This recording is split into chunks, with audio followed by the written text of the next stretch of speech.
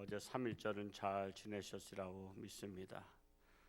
우리 조상들이 고생하고 우리가 편안히 살죠.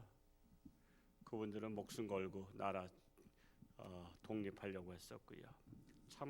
그래서 역사를 아는 게 중요합니다. 역사를 알면요 애국자가 되죠. 3.1 운동 참 하면서 얼마나 많이 희생당했어요. 근데 이제 그것이 이제 도화선이 되고 우리나라가 독립할 수 있는 그런 길을 마련했고요. 그것 때문에 독립운동이 일어나기 시작하면서 나라가 독립이 됐습니다. 그래서 우리가 오늘날 이렇게 살고 있는 거죠. 우리는 고생 안 하고 사는 거죠. 6.25 전쟁 때 수많은 우리 군인들이 전사했잖아요. 저는 백마고지 가보셨나요? 철원에 가보신 분? 저는 주로 그런 데를 찾아다닙니다. 그 백마고지 집사람하고 그 연천이 있는 데인가 철원하고 경계선 정도 되는 것 같은데 거기 찾아가서 그 산에 이렇게 차를 밑에 파킹 시켜놓고 올라가서 거기서 한참 묵상을 했습니다. 거기서 엄청 많이 죽었죠. 그 고지를 뺏기고 빼앗고 그냥 완전히 산 흙이 진흙덩이가 돼서 발을 밟을 때마다 땅 속에서 그 물컹물컹했다 그러잖아요. 시신이 하도 묻혀서 그냥 이름도 없이 빛도 없이 죽었단 말이에요. 근데 그분들의 그것 때문에 오늘날 우리가 평화를 누리잖아요. 평화는 거저 얻은 게 아니에요. 목숨 걸고 얻은 거예요. 목숨 걸고 우리는 지킬 사명이 있기 때문에 그래서 다시는 뺏기면 안 되는 거예요. 북한에 다시는 그들은 지금 어떻게든지 호시탐탐 노리고 있잖아요. 포기하면 안 됩니다. 북한서는 우리나라를 어떻게든지 침략해서 뺏으려고 하고 지금 남한에 많은 그저 간첩들을 보내고 그들로 하여금 혼란에 빠뜨리게 만들고 그래서 우리나라는 전쟁과 내전 중에서 내전으로 일어날 확률이 더 크죠. 전쟁은 승산이 없거든요. 북한에서 전쟁해야 승산이 없습니다. 핵을 가졌다 해도 승산이 없어요. 그들은 핵을 쏜다 할지라도 너 죽고 나 죽고 해서 같이 죽어버리는 거예요. 근데 죽자고 전쟁하는 건 아니잖아요. 그래서 내전을 선택합니다. 베트남처럼 월남전처럼 월남전이 내전을 통해서 그만큼 나라를 이렇게 많이 혼란에 빠뜨려서 결국 베트 공산당이 승리했죠. 그것이 북한이 원하는 것입니다. 그래서 우리나라에 끊임없이 내전을 일으키죠. 그 내전을 일으켜서 이럴 때 우리는 깨닫는 게 중요합니다. 깨닫는 게 우리는 깨닫고 깨달은 것을 전파하고 그래서 깨어나야 됩니다. 국민들이 깨어나야 나라를 지킬 수가 있습니다. 그래서 3.1절을 지났지만은 정말 우리 국민들이 깨어나도록 여러분들은 널리 전파할 수 있기 바랍니다. 46절과 47절 말씀 읽어볼까요? 시작. 예수께서 다시 갈릴리 가나에 이르시니 전에 물로 포도주를 만드신 곳이라 왕의 신하가 있어 그의 아들이 가버나움에서 병들었더니 그가 예수께서 유대로부터 갈릴리로 오셨다는 것을 듣고 가서 청하되 내려오셔서 내 아들의 병을 고쳐주소서 하니 그가 거의 죽게 되었습니다. 자, 예수님께서는 이 동네 저 동네로 다니시면서 복음을 전파하셨는데 요한복음 4장은 예수님께서 사마리아 수가성에서 한 여인을 전도하심으로 그 한 여인이 동네 사람들을 전도하기 시작해서 많은 사람들이 예수를 믿게 되었습니다. 그래서 한 사람이 중요하다는 것입니다.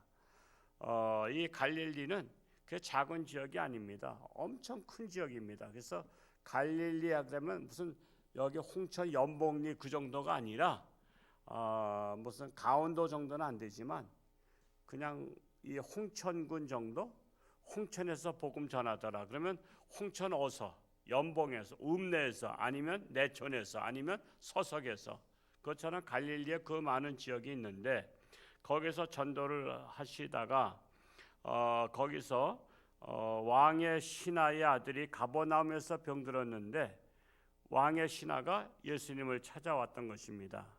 그래서 예수님이 오셔서 내 아들의 병을 고쳐 주소서라고 사정을 하죠. 예수님은 가셔야만 병을 고치신 분 아니에요. 예수님은 시간과 공간을 초월하신 예수님이십니다. 하나님이시기 때문에 시공을 초월한 거예요. 시간 속에 얽매이지 않으시고 공간에 얽매이지 않아요. 우리 사람은 시간에 얽매이고 공간에 얽매이죠. 내가 여기 있으면 서울에 없단 말이에요. 그렇죠? 홍길동은 뭐 그 옛날 소설이니까 그냥 동해 번쩍 서해 번쩍 한 거지 실상은 그렇지 못하죠. 그거 상상했던 것이고 예수님은 동해 번쩍 서해 번쩍 하실 수 있는 분이시고 시공간을 초월하신 분이셔요. 근데 이 왕의 신하가 예수님에게 요청한 것은 예수님도 사람과 같이 똑같다 생각하시기 때문에 또 그렇게 생각하기 때문에 예수님이 오셔서 우리 아들을 고쳐 주소서 그런 거예요. 근데 예수님이 고치려면요 안 가셔도 고치시는 예수님이십니다. 그걸 알아야 되는 거예요. 48절에서 50절까지 또 한번 읽어볼까요? 시작. 예수께서 이르시되 너희는 표적과 기사를 보지 못하면 도무지 믿지 아니하리라. 신하가 이르되 주여 내 아이가 죽기 전에 내려오소서. 예수께서 이르시되 가라 내 아들이 살아있다 하시니 그 사람이 예수께서 하신 말씀을 믿고 가더니 그랬어요. 자, 예수님은 꼭 표적과 기사를 봐야만 믿는 것을 안타까이 여기셨어요. 안 보고 믿는 것이 진짜 믿는 것입니다. 여러분이 결혼할 때 상대방의 모든 뒷조사하고 믿었어요? 여러분 어떤 중매가 들어왔더니 상대방이 그 뭐죠? 그 막 탐정하고 하는 뒷조사하는 사람? 홍신소? 그런 데서 사람을 사가지고 여러분을 뒷조사하고 있다면 그걸 나중에 알게 되면 기분 좋아 나빠? 기분 나쁘죠. 안 해 그래요. 하나 목사님이 그 딸하고 어느 저기랑 저기 중매를 하는데 이미 맞선도 보기 전에 뒷조사를 다 했대. 그쪽에서 신랑 쪽에서 그걸 나중에 알고 나니까 기분 나빠서 안 한다. 깨진 거예요. 여러분 그러면 기분 나쁘죠. 뒷조사하고 막 그러면. 그렇기 때문에 여러분 여러분 남편 아내 몇 번 만나고 믿었어요? 척 보면 압니다고 여러분 결혼했잖아. 척 보면 압니다 하고 뒷조사해서 결혼한 건 아니잖아요. 예수님은 왕의 신하에게 그거예요. 가라. 내 아들이 살아났느니라. 그걸 봐야만 되는 게 아니에요.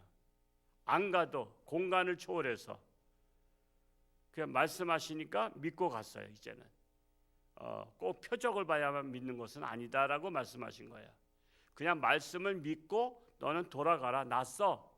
그러니까 그 아버지 더 이상 예수님을 모시고 가서 안수기도 하든지 무슨 어떤 역사가 일어나야 믿을 것 같은데 표적을 보고 믿지 말라 이거야. 그냥 말씀을 그냥 믿으라 이겁니다. 그래서 너 가라. 네 아들 낳았다. 그러니까는 그 왕의 신하는 그냥 내려간 것입니다. 51절에서 53절 읽어볼까요? 시작. 내려가는 길에서 그 종들이 오다가 만나서 아이가 살아있다 하거늘 그 낳기 시작한 때를 물은즉 어제 7시에 열기가 떨어졌나이다 하는지라. 그의 아버지가 예수께서 내 아들이 살아있다 말씀하신 그때인 줄 알고 자기와 그 온 집안이 다 믿으니라. 자, 왕의 신하가 가는 중에 종들이 달려왔어요. 아이가 살아났습니다. 아이가 살아났습니다. 하면서 그 소식을 전하러 왔습니다. 그 낳기 시작한 때가 언제냐 했더니 어제 7시였죠. 어제 저녁 7시였습니다. 어쩌냐 7시가 어떤 때요? 예수님께서 네 아들의 병이 낫느니라. 그렇게 말씀하던 시간이었던 것입니다. 그래서 그 사람은 예수님께서 말씀하셨 그 시간에 난 것을 알고 간증을 하게 되죠. 야, 다른 사람들이 볼 때는 우연히 깨어난 것 같아요. 우연히 깨어난 것 같은데 이 아버지는 알죠? 예수님하고 대화하는 중에 네 아들이 낳느니라 가서 가라 그랬을 때 그때가 내 아들이 난 것을 알게 된 것이죠. 그래서 이로 말미암아 온 가족에게 이 왕의 신하가 간증을 하면서 전도를 하게 되고 또 온 가족이 다 믿게 되었어요. 자, 그러면 왕의 신하의 아들이 병들어 죽게 된 것은 이 집안의 화예요, 복이에요?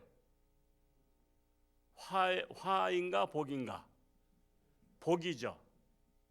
여러분 한문다 기회와 위기는 반대말이죠. 거꾸로 하면 기회 거꾸로 하면 뭐요? 기회 그 말이 말뜻이 저게 아니고 기회의 반대는 위기란 말이에요. 그러면 지금 이 집안에 위기가 왔었어. 아들이 죽게 되는 위기가 왔었는데 그 위기를 무엇으로 만들었어요? 기회로 만들었어. 무슨 기회? 복 받는 기회로. 자, 저와 여러분의 가정들에 화들이 임해요. 병이 든 가정도 있고 어떤 집안은 사업이 망한 가정도 있고 어떤 집은 여러 가지 다양한 고난들이 왔어. 그거는 위기입니다. 그렇죠?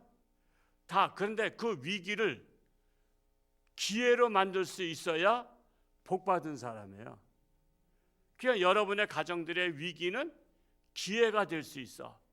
그 기회가 된 방법이 뭐냐면 왕의 신하가 누구를 찾아갔어요? 예수님을 찾아갔잖아요. 그래서 그 집안에 있던 위기를 예수님을 찾아감으로 위기를 기회로 만들어서 도리어 아들도 낳았을 뿐만 아니라 가족들이 모두가 다 구원받는 역사가 일어났어. 엄청난 축복인 거야. 지금 여러분들의 가정들의 위기를 어떻게 극복하겠어요? 예수님을 만나고 그 위기가 복이 될 수 있기를 축복합니다. 도리어 기회로 만드시고 정말 하나님 앞에 매달려서 하나님 만나면, 예수님 만나면 여러분의 가정에 있던 그 화가 복이 돼요. 그래서 전화위복이라고 하는 거예요. 전화위복. 그래서 모든 불행은 불행만이 아니다. 그것을 전화위복시킬 수 있는 기회로 만들면 그것 때문에 복이 된다. 어떤 사람은 직장에서 잘렸다 그러죠. 직장에서 잘려서 사업을 했다가 아주 재벌이 됐다 그래요. 잘린 게 잘했어요, 못했어요? 잘했죠. 안 잘렸으면 거기서 맨날 월급만 받고 평생 살 건데 직장에서 잘리는 바람에 자기가 사업을 해가지고서는 재벌이 된 거야. 그런 사람들 많아요. 그러니까 직장이 잘린 것이 꼭 불행만은 아니야.